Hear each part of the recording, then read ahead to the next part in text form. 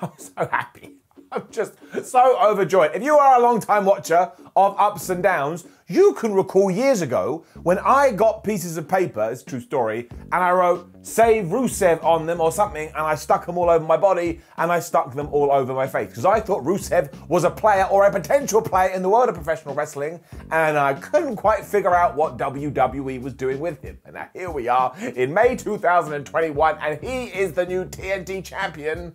And the way he's being portrayed at the moment, who the hell is ever going to beat him? But that was the ending of this week's episode of Dynamite, so before we talk about that match, we have to talk about everything else, and we do that using the FOP, the finger of power, where we give the good bits an up and the bad bits a down. My name is Simon Miller, welcome to WhatCulture Wrestling. It is Thursday, AEW did have another Dynamite, so we've got to do exactly what I just said we were going to do. Let's up those downs.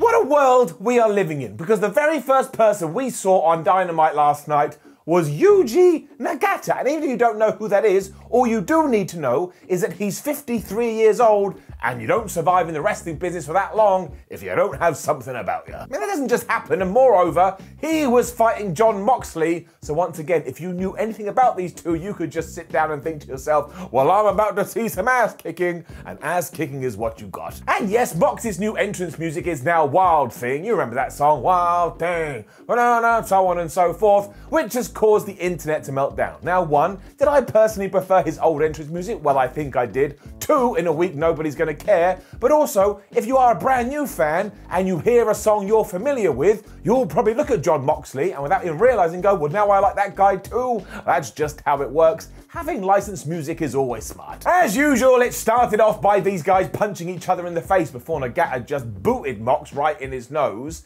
And I kind of realized at this stage, Yuji Nagata is a little bit like your crazy dad, who you would never ever mess with. They spilled to the outside pretty quick when Moxley jumped off the apron with a knee right into Nagata's back, and then unfortunately he went for one dive too many because Yuji stopped it and just went to town on his ribs. He gave him an exploder suplex. If you like stiff wrestling, this was for you. Saw New Japan's Rocky Romero and Lance Archer and Jake Roberts in the crowd, so I don't know if we're going to do anything with those latter two. And then really, back in the ring, they were just kicking lumps out of each other. And when I say kicking, I mean kicking some of Yuji Nagata's kicks. I think he forgot what pro wrestling is. When they were done with that, they started trading submissions because Moxley was going for the bulldog choke, whereas Nagata was going for an arm bar. I think at this stage, Jon Moxley realized, wait a minute, I'm in a bit of trouble. So he just started to knee Yuji Nagata as much as he can before he smashed him with the paradigm shift.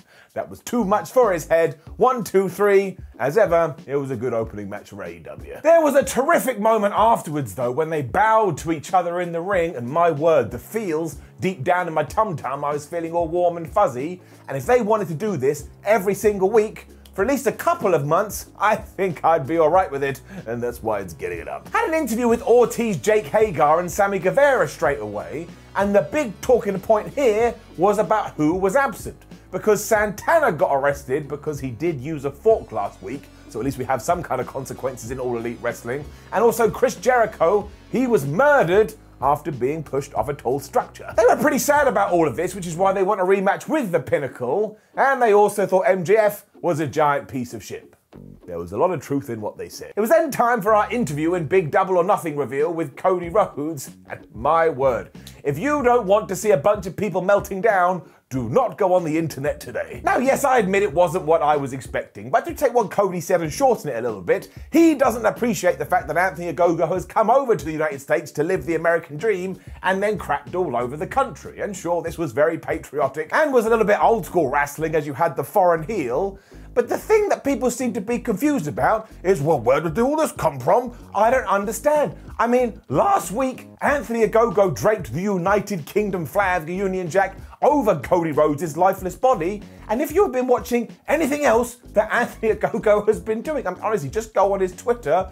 He's been like, America sucks, I hate America, long live the Queen, I just want to go home. And if it had just been on Twitter and Facebook and social media, you'd go, well, that doesn't work. But again, he draped the flag over Cody Rhodes. You don't have to like the direction that it's going in, but they've made it pretty clear. It also worked because the go-home line for Rhodes' promo is when he said, for one night only, I'm not going to be the American Nightmare, I'm going to be the American Dream, which ties into all of this and of course has a nice sentimentality to it, because that's what his dad was called and we all know the narrative there. And sure, yeah, it's a little bit cheesy and a little bit of a wink and a nod to the past, but if we get to Double or Nothing and Anthony Ogogo takes his gun fist and rams it right into Cody Rhodes' stomach, Cody Rhodes goes down and then Anthony Ogogo gets his first big win, I really don't understand what the problem is. If it's not for you, that's Fabu. And there's something later on that I'm going to talk about which you go, man, I can't believe you said that. But as for this, it was fine. Had a great video afterwards with SCU talking about their history with the Young Bucks and how disappointed they are now with Matt and Nick Jackson.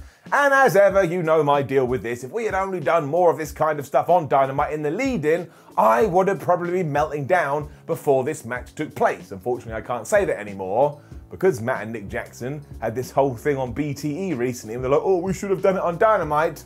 But it's still true. It was then time for this though, and flub me sideways, what an enjoyable ride it was.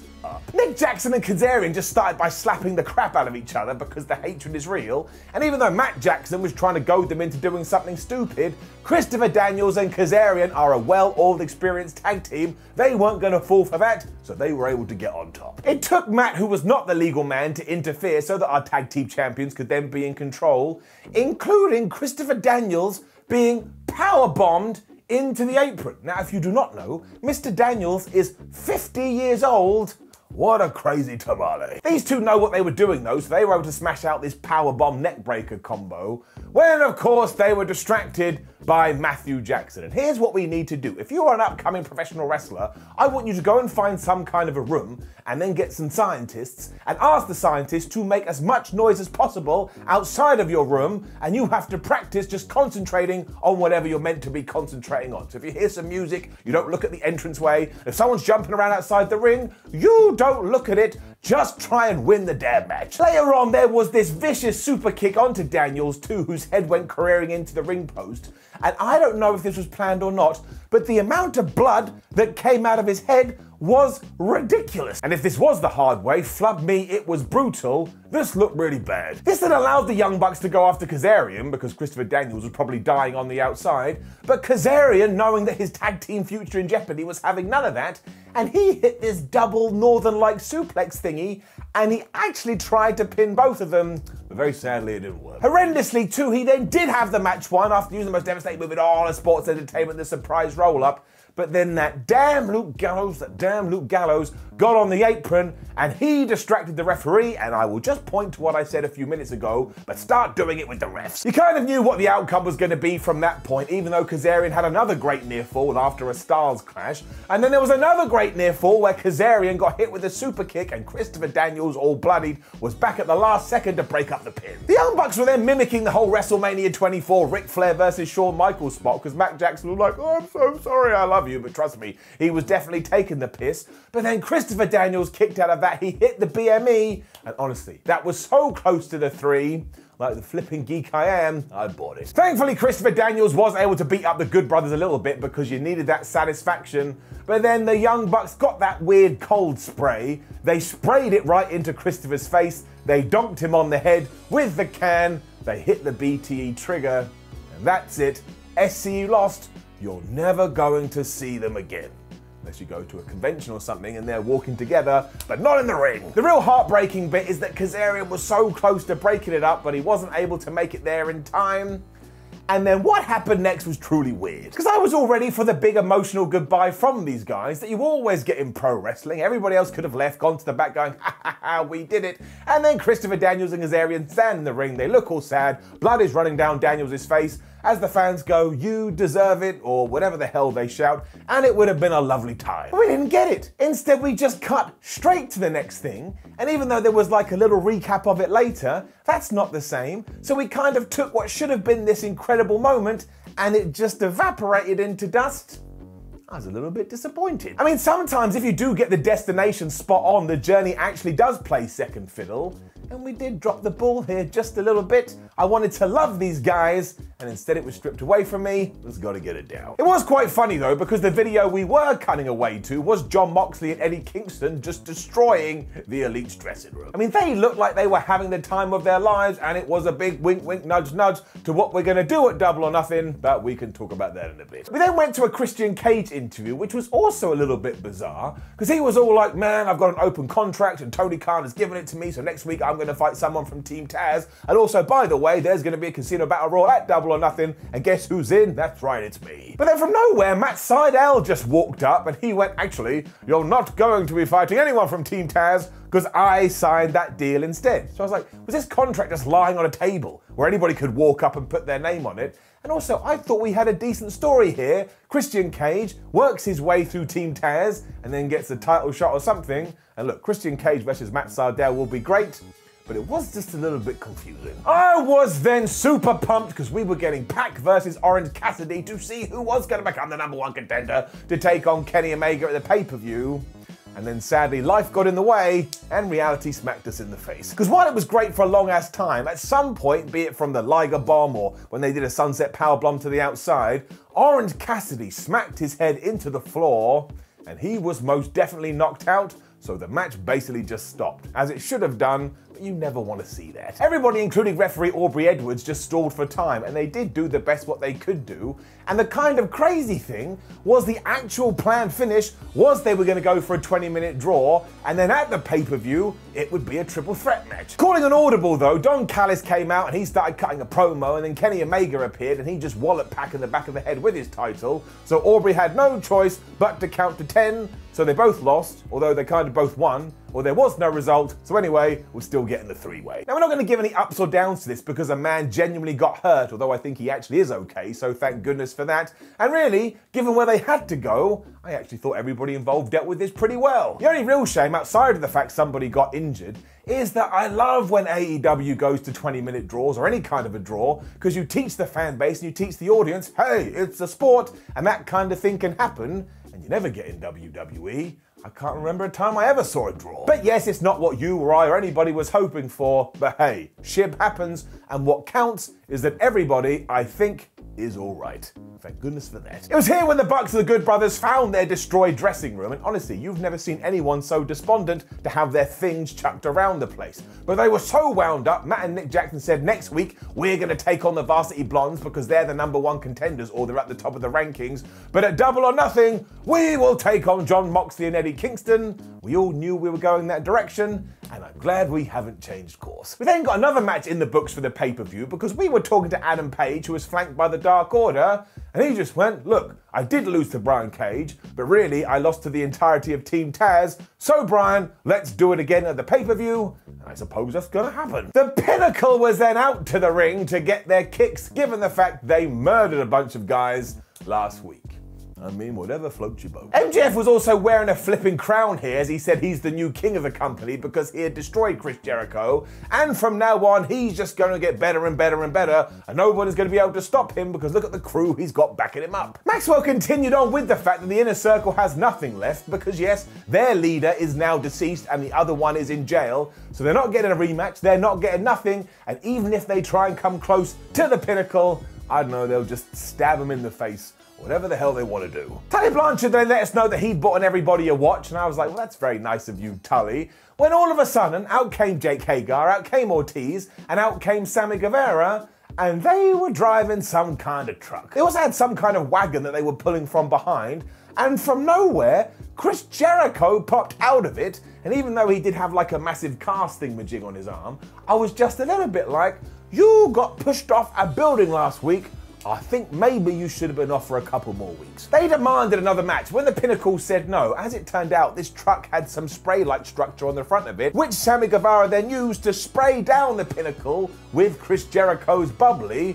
So yeah, it was Stone Cold Steve Austin all over again. It upset Maxwell so much he changed his mind and said, look, here's what's gonna happen. At Double or Nothing, we are gonna have the same match that you lost last year. It's going to be Stadium Stampede, but if you lose it this time, you have to break up forever. And all of this was really fun, and I always enjoy using things from the past and bringing them into the future.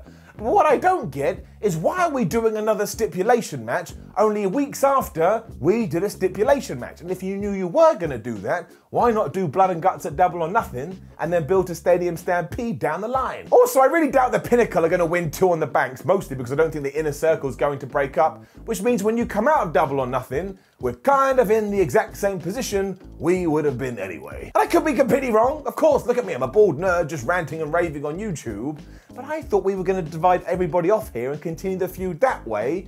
This all just feels too smudged together. That's why it's got to get it down. We then just did the best sit-down interview with Britt Baker. Jim Ross was hosting it. He's always good at these things. Let's get it up. You just need to go watch it, because Britt went into this whole tirade about how good Sheeta has been for the women's division, given how awful the world has been over the last 12 months. But when it does come to this division, she's the heart, she's the soul, and damn it, she's the pulse. The point being, when you have a pulse, you don't need a machine to keep things going. So honestly, Britt Baker and Miro just need to meet up and exchange lines, because both of them have been on fire recently. This is also why she will become champion at Double or Nothing, and this is exactly what we have to do. In fact, if we didn't do it, I think I would lose more hair because I would be so surprised. Thunder Rosa was then back on Dynamite. While it's always very pleasant to see her, it was also a little bit strange that she had this big match with Britt Baker, and now she was just back and she squashed somebody called Jasmine Allure. They just finished after the Fire Thunder Driver, and I think she's going to take on Serena Deeb soon. But yes, from a storyline perspective, this really did come out of nowhere.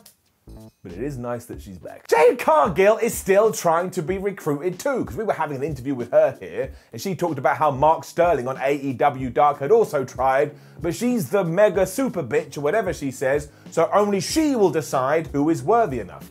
And that is such a good question. When you look at Jade Cargill, you're like, she doesn't need a manager. I mean, she looks like she could rip anybody's head off, but we are going somewhere, and I have absolutely no idea where that is.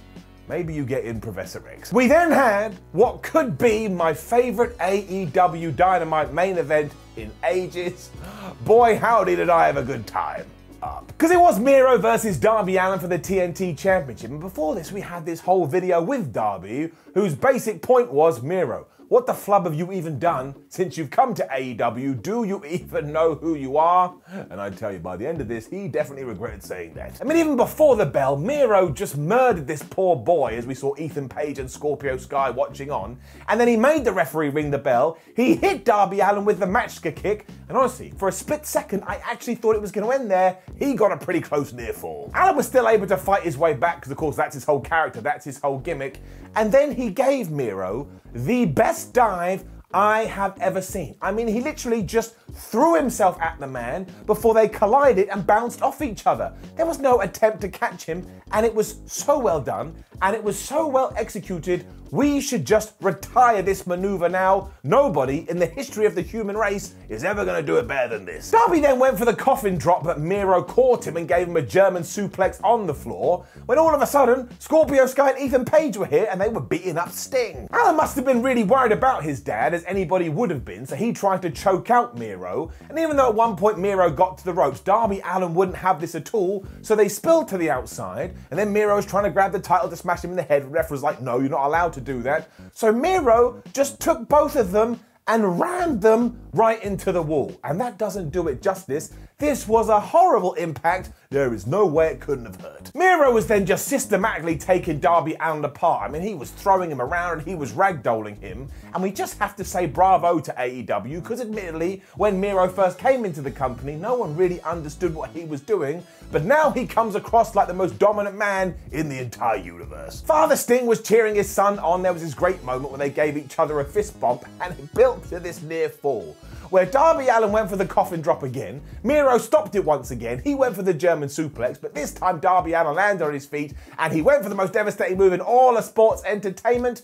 I mean, it must have been 2.999999 recurring. I was going nuts because I'm a weird person. Then we had another one when Miro got hit with the code red. This was one of these times I was so happy that somebody just kicked out of it. And Darby Allin, all aflutter, was like, you know what, I'm going to tap him out with an armbar, but he should never have done that. Miro is too much of a hoss. He threw him down. He applied the game over. and blessed Darby Allin right down to his toes. He tapped out almost instantly, which has just put that move over something fierce. It did mean we had a brand new TNT champion, and look, I'm just going to be honest with you. I've been a fan of Miro, Rusev, whatever the hell you want to call him, for years now, and finally see him get his due in this way when he did come across like a monster, I was so damn pleased. And admittedly, it would have been nice if we had some kind of a, oh, he's done it, but we weren't able to enjoy this at all because all of a sudden Ethan Page and Scorpio Sky were back out there. They were beating up Sting, then the Dark Order ran out to chase them away, and then Lance Archer was here and he was pointing at Miro, so I suppose that's his next match. And this was all fine, but I would have preferred it if I could have just savored the moment more and Dynamite went off air with Miro going, it's me, I've done it, I can't believe it.